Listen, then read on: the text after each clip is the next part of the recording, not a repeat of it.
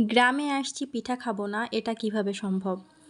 আজকে দেখলাম যে ফুপু আসছে, তো ভাবলাম যে ফুপু যেহেতু আসছে পিঠা তো খেতেই হবে। আর ফুপু হচ্ছে অনেক রকমের পিঠা বানাতে পারে। ফুপু এই যে পিঠা বানাচ্ছিল, এটার নাম হচ্ছে তক্তি পিঠা। আমাদের এলাকার এটা খুব নামকরা একটা পিঠা। আজ অনেক বছর পর বলা যায় এই পিঠাটা খাচ্ছি। আর বাইরে যেহেতু বৃষ্টি হচ্ছে, বৃষ্টির মধ্যে কিন্তু পিঠা খেতে ভালোই লাগে।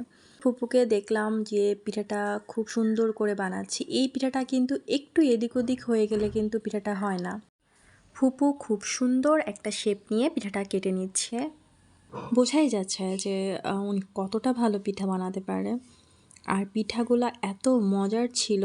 পিঠাটা ২ রকমভাবে বানানো হয়েছে। একটা হচ্ছে চিনি নারকেল দিয়ে, আর একটা হচ্ছে চিনি নারকেল সাথে একটু গুঁড়া দুধ মিক্সড করা হয়েছে। ফুপু পিঠা বানাচ্ছিল আর আমি বসে বসে দেখছিলাম। আমি অতটাও ভালো পিঠা বানাতে পারি না, এজন্য শিখতেছিলাম পিঠাটা।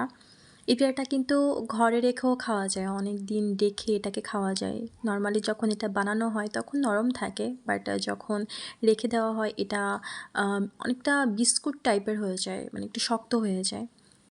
ছোটোবেলায় আম্মু যখন এই পিঠাটা বানাতো, পাশে বসে থাকতাম এর পাশ থেকে যে সাইডগুলা বের হবে এগুলা খাওয়ার জন্য। এই পিঠাটা কিন্তু আমাদের গ্রামের একটা ঐতিহ্য হিসেবেও ধরে নেওয়া হয়। কারণ আমাদের গ্রামে যখন কোনো বিয়ে হয় তখন বরযাত্রীদের প্রথম নাস্তা হিসেবে এই পিঠাটা আর ফাঁকা পুলি পিঠাটা দেওয়া হয়।